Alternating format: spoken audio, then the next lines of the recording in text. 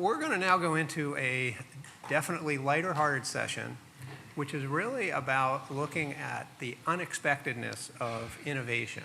And Bill talked about some of the challenges of innovation, and part of it is that it comes from unusual places or takes unusual forms that may not seem reasonable, but yet end up being big breakthroughs. And so Steve, Slade, and I, who needs no introduction on the other podium here, are going to take you through a session where we're going to try a lot of things that are new here. So a big theme of this is going to be audience participation. So we're going to have 5 very interesting companies come up and present. And we're going to try to do real-time polling where you can text in votes on questions. But the first question you're going to get is a question that the companies are asking you. And so it's going to be very important for you to participate in this. Then we will vote on the companies whether the audience here thinks that this will be a big innovation in ophthalmology or will never come to anything. But the key factor is to have participation. So right now, if you could get out all your cell phones, this is going to involve texting in some voting. And now I know all you guys can text while you're driving in stop and go traffic. Can you do it here? And we're going to test our system. If the notoriously unreliable New Orleans internet doesn't work, we're going to revert to a show of hands. But let's try it. And what we'll do first, just as a test, is to give you a test question. This is how you're going to participate. So read through this carefully. You have to go to your messaging app and bring up a new message, enter 22333, and then OIS, ASCRS in the body, and then hit send. And let's try to get everyone set up for that. And then we can move to a test question. And actually, let's make sure, can we go back for a minute? I'm not sure we have the, okay, we still have the instructions up here, great. Okay, so this is just a question. So when you first heard about this session, what was the first thing that came to mind? What's the future? The Whiskey Tango Foxtrot movie, or something that's really FUBAR about this session? And put in your votes, and we're going to test how long this takes for the answer to come up. And we'll see if we can do this or not. Here we go, all right. Interesting, okay.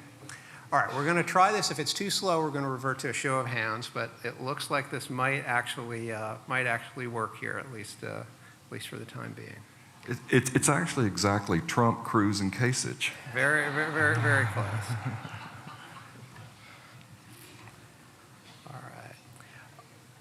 All right, I think we're going to need to proceed. So I'm going to let Steve talk a little bit about some historical unexpected innovations in ophthalmology, and then we'll bring up some new faces for you to see. Okay. Thanks, Gil. It's a pleasure to be here. I think it's hope you're going to have a really good session. I think Gil deserves something in the award for innovation and programming coming up with this in the companies. We're at the beginning of the program, Steve, not the end. Wait until the end. Well, but what if it doesn't go well? We know that failure is a big part of innovation.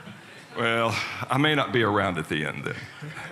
So all of you are in ophthalmology, and we're supposed to be able to see, correct? Well, what do you see here? You see an airplane, a solar eclipse, and an old-fashioned dentist's office. Well, that's not what everybody sees, because some people see intraocular lenses, laser therapy, and phacoemulsification.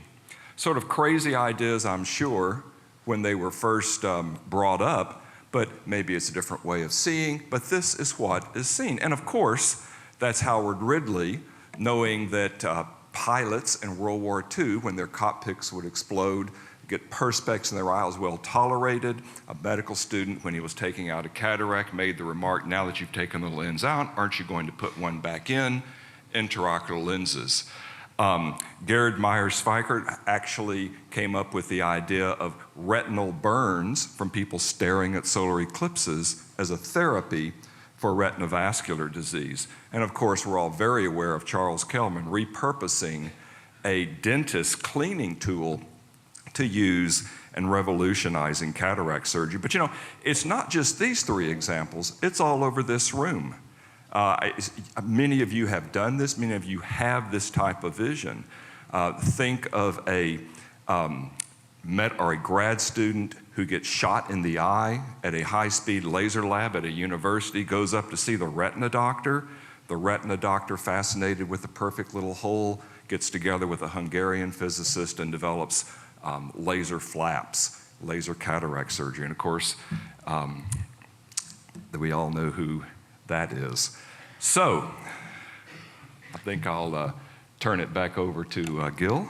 Great, great. So you can see that things are unexpected. These gentlemen here were incredible innovators, but I had the good fortune to meet all of them at the end of their careers, and they all described the same thing, that people scoffed, were aghast, completely did not believe in any of the things that they were doing until very late in the market development, and then they received the appropriate adulation at that point. So that may be what's going to happen with these next 5 gentlemen, that they may not be initially well received, but yet may make big breakthroughs. And that's part of what this session about, is to see what the audience thinks about that.